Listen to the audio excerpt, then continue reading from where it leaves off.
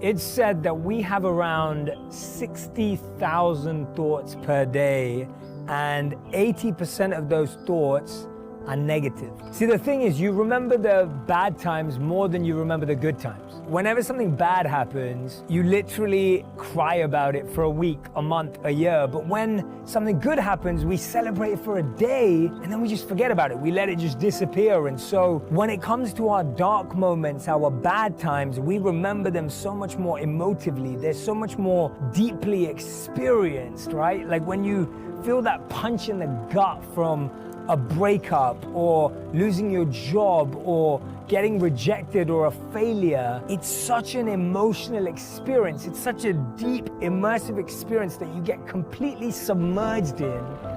But when something good happens, when there's a good time, you celebrate for one night. That's it. You celebrate for one day and that's it. You forget about it. And so at the end of the year or at the end of a month or at the end of a day, it's so much more easier to remember the negative moments, the negative memories, because they consume us. When we live through a negative experience, we feel it through all of our senses. We can remember what it feels like. We can remember what it sounds like, what it smells like. But when we go for a good moment or a good memory or a good experience, we're not immersed in the same way because I guess we take it for granted. We take it loosely. We feel that we'll find another one of those, and we hope that we'll just trip over or stumble over into another one of those amazing memories. But with these negative memories, we hold on to them. We bury them deep, and that's why they stay there for such a long time, and that's why it's so easy to bring them back up.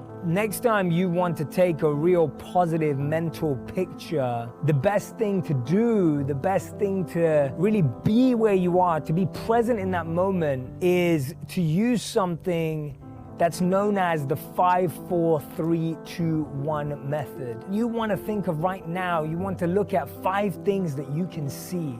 So if you're on a beautiful moment exploring with one of your best friends, if you're having one of the best experiences of your life with a loved one, the first thing you want to do is press pause, stop, and look around at 5 things that you can see. Any of the 5 things around you at this given time. And then you want to look at 4 things that you can touch, physically, tangibly touch around you, 4 things that you can touch in that moment. And then it's about the 3 things that you can hear.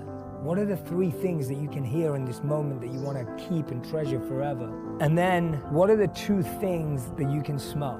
What are the 2 scents in that space, in that moment, that will allow you to reconnect with it at any moment? And then the 1 is, what's the 1 thing you can taste? It might be nothing, it could be tasteless, but just bringing our senses into the present by 5 things that you can see, 4 things that you can touch, 3 things that you can hear, 2 things that you can smell, and 1 thing that you can taste. You will take a mental picture of that moment and it will last forever.